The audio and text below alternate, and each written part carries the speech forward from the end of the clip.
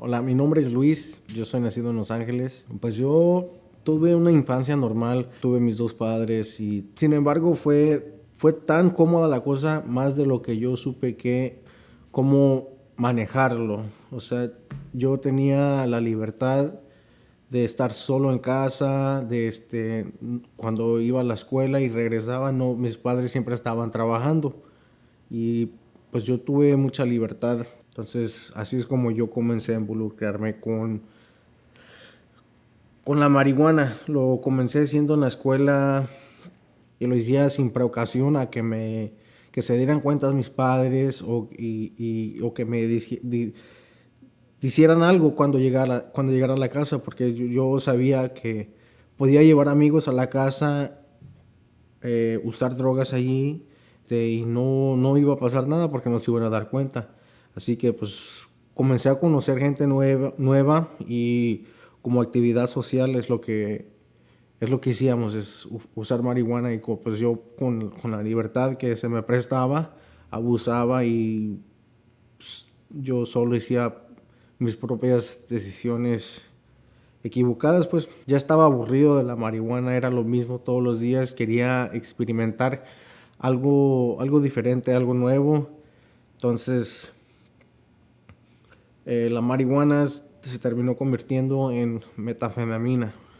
Cuando sucedió ahí es cuando mi vida realmente comenzó a convertirse en un problema. O quizás el problema fue desde antes, pero no como...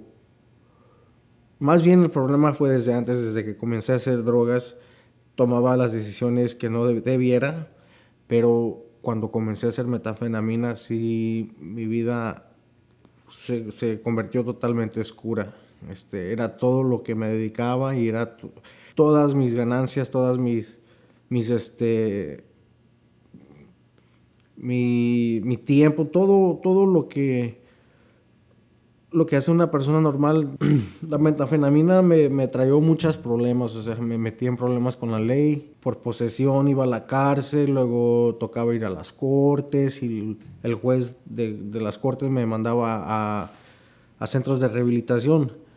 Nunca fue de mi propia voluntad hacer un programa de rehabilitación hasta que perdí mi papá. Eh, Perdí mi papá, y luego es cuando allí reaccioné. Me di cuenta que la vida me estaba pasando y la vida se me estaba yendo entre el medio de los dedos. O sea, yo todo lo importante no le ponía atención, no podía ser yo mismo. A mi papá no lo permitía tener su hijo. Y es cuando por fin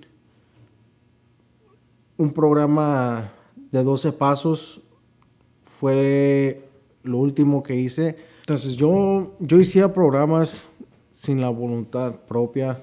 Por fin hice uno.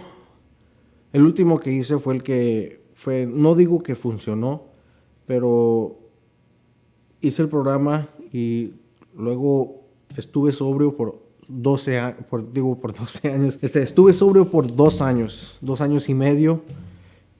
Y es cuando volví a caer. Después de ese 2 años y medio, volví a caer y estuve en el vicio de nuevo como por un año. Durante ese tiempo que había recaído, mi mamá ya tenía experiencia en esa situación, entonces ella tomó la iniciativa de preparar un plan de batalla para cuando yo me prestara y aceptara la ayuda de nuevo, de quererme rehabilitar. Ella ya tenía todo el plan de batalla con Narconon. Cuando de nuevo decidí a rehabilitarme, le acepté la ayuda a mi mamá. Ella ya estaba en comunicación con Narconon. Narconon ya había preparado un plan para comprarme el boleto y ir a un centro en México. Al llegar al centro de México, fue una experiencia muy diferente a los 12 pasos. El proceso de la retirada es un proceso muy a veces difícil, y con los programas de 12 pasos ese proceso lo tienes que pasar por tú solo. O sea, no te ayudan no te dan ninguna, si no te dan algún soporte o algo para ayudarte para manejar las incomodidades que puedes sentir en la abstinencia. Narconon ofrece ayudas, o sea, como masajes, te da vitaminas, y luego aparte de eso también siempre hay alguien ahí al lado tuyo dándote soporte emocional. Entonces esa experiencia para mí fue algo muy increíble. Es cuando me di cuenta que algo era muy diferente del programa de Narconon, y solito se fue abriendo, solito se fueron bajando mis barreras.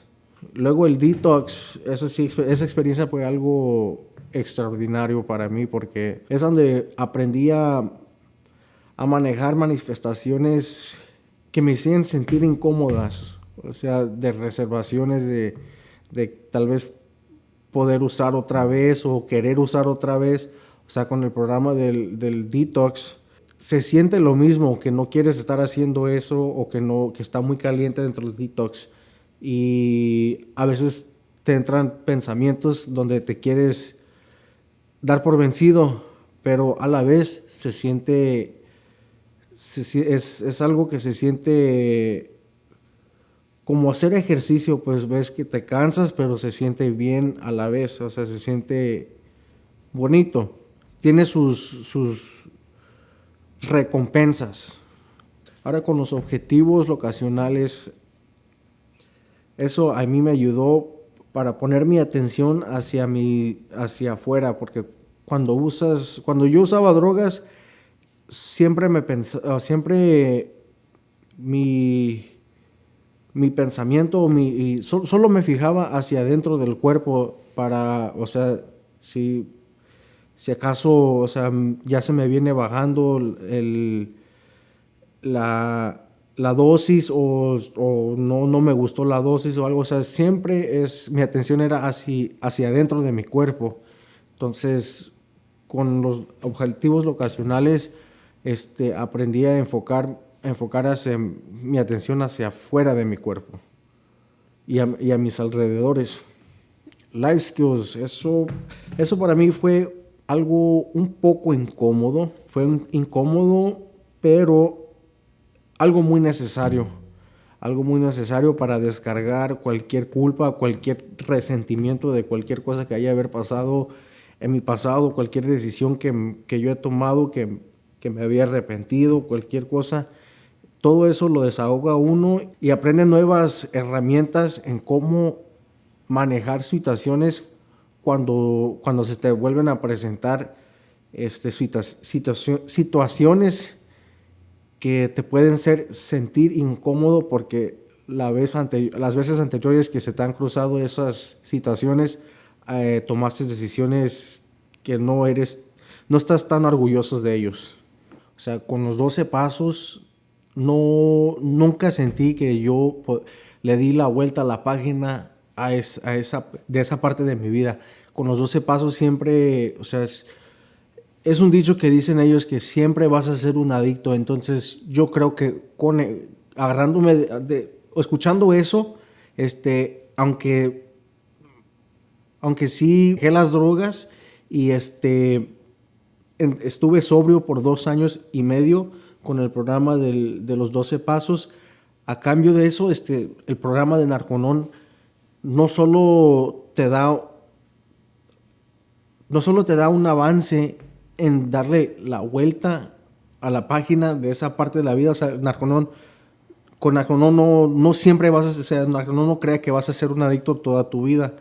Entonces, no solo te limpia de los toxinos de la droga, sí, te da una nueva vida limpia de todas las impuridades, sin reservaciones a que siempre vas a ser un adicto. Por fin le di vuelta a la página de la adicción.